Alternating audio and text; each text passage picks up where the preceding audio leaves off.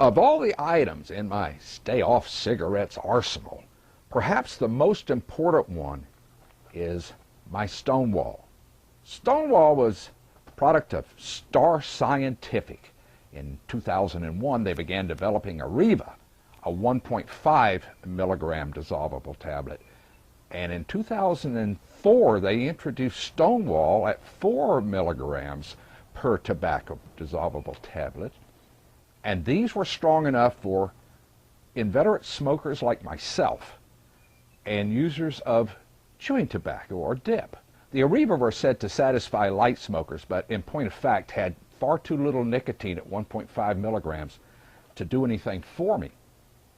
Okay, along comes R.J. Reynolds, seeing declining cigarette sales, and they want to introduce new tobacco products. So their first new products were Camel Snus. Philip Morris came along and introduced Marlboro Snus also, which is just becoming widespread in the United States. Camel Snus has been around a little while, about $3.75 to $4 for 15. Now that's way too expensive, and these are way too low in nicotine compared to Swedish Snus, which offer a superior experience for the cigarette smoker. Then RJR went further and looked at, obviously, what had been done by Star Scientific with Stonewalls and Arrivas. And they began to introduce in test markets Camel Orbs, Camel Strips, and Camel Sticks. The Orbs are very similar to the Stonewall. They're little pellets that you put in your mouth and they dissolve. Problem? The Orbs have 1 milligram of nicotine, 4 milligrams of nicotine, and far better taste than the Stonewall. The Strips come in only one flavor, and that's fresh, which is menthol.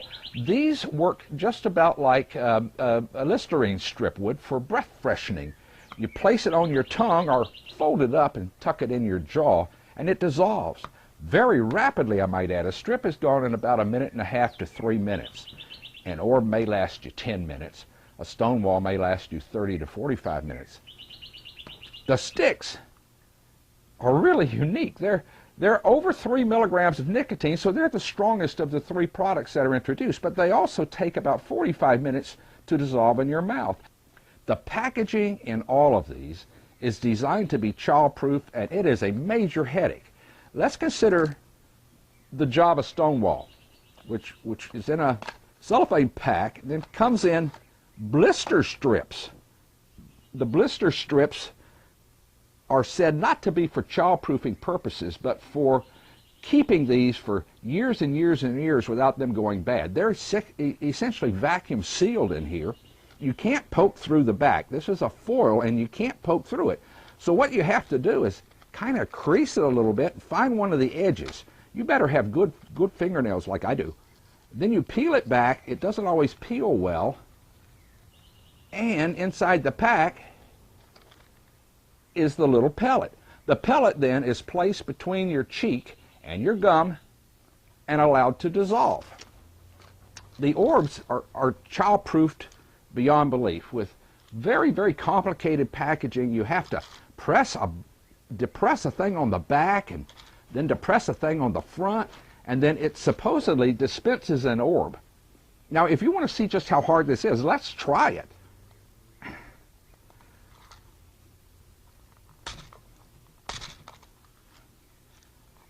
Having fun yet?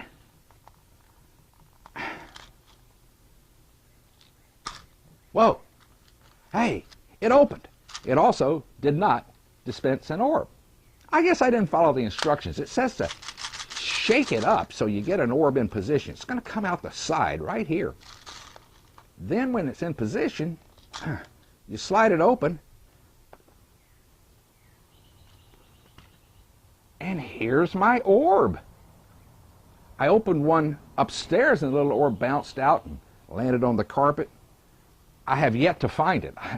I don't know where it is. It's a kind of a beige carpet, and I think it's probably gone until the vacuum cleaner makes its rounds again. Now, just like the Stonewall, these are placed between the cheek and the gum. But if you look at the size comparison, see if I can get these together here for you. Whoa! If you look at the size comparison here, the little orb is about half the size of the Stonewall pellet. It also has a tendency to dissolve considerably faster and get lost in your mouth, so you find your tongue moving over it. Okay, so much for the orbs.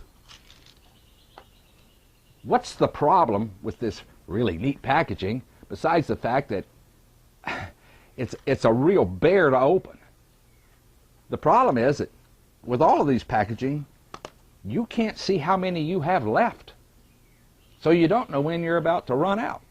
That's kind of a real problem. They come 15 to a package of orbs, 10 to a package of mellow, and 20 to a package of strips. Of the products, probably the most interesting ones indeed are the strips and the sticks. Sticks have a real chance of catching on among some southern types that walk around with a toothpick in their mouth all day. Instead of a toothpick, put one of these in and allow infusion of 3.1 milligrams of nicotine with every stick. That's pretty neat. 3.1. If you use a couple of sticks an hour, you're going to be satisfied. That's about the same as a pack-a-day smoker, and that should keep you fairly happy. Okay, let's look at the strips, because these are fascinating products. Once again, we got to figure out how to open it. There. Hey, got it. Look, we're opening, and what we have in here are what look like Listerine breath mint strips. Now Reynolds says you can put this on your tongue and let it dissolve. When I do that, it wants to go to the roof of my mouth, and that's okay, but it kind of sticks to the roof of your mouth and stays there for 2 or 3 minutes and before it dissolves. You can also fold it up and put it in the side of your cheek just as you would an orb or a Stonewall pellet. The sticks are really cool, and like I say, they have a shot at making it with Southerners, although I don't think this has a cool factor of a Marlboro hanging out of your lips for those who care about such things. But let's try this. This has a little dispenser too. See this? There's a hole. Pretty hard to see on the camera, but there's a hole in the end of this, and the stick is going to come out of that hole. So let's see if we can depress, pull, and let's see if a stick comes out. Nope. This is as child-proof as the other thing. Press, pull, no stick. Shake it up, Bob. Press, pull, no stick. It's a miracle. I got it to work finally. You ever have a gun jam? I think this thing jammed, and there was one stuck in there, so now you can see how it dispenses out the end, and you just pull the thing out like this. And this is your stick. The stick then goes into the mouth between the cheek and gum. It'll take easily 30 to 45 minutes for the entire thing to dissolve.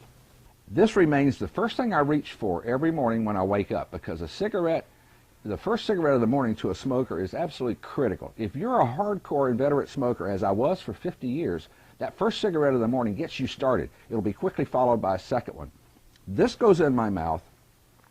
An electronic cigarette follows in my mouth, and then comes a cup of coffee. With the combination of the Stonewalls, the electronic cigarette, and the coffee, I get the day off to a good start.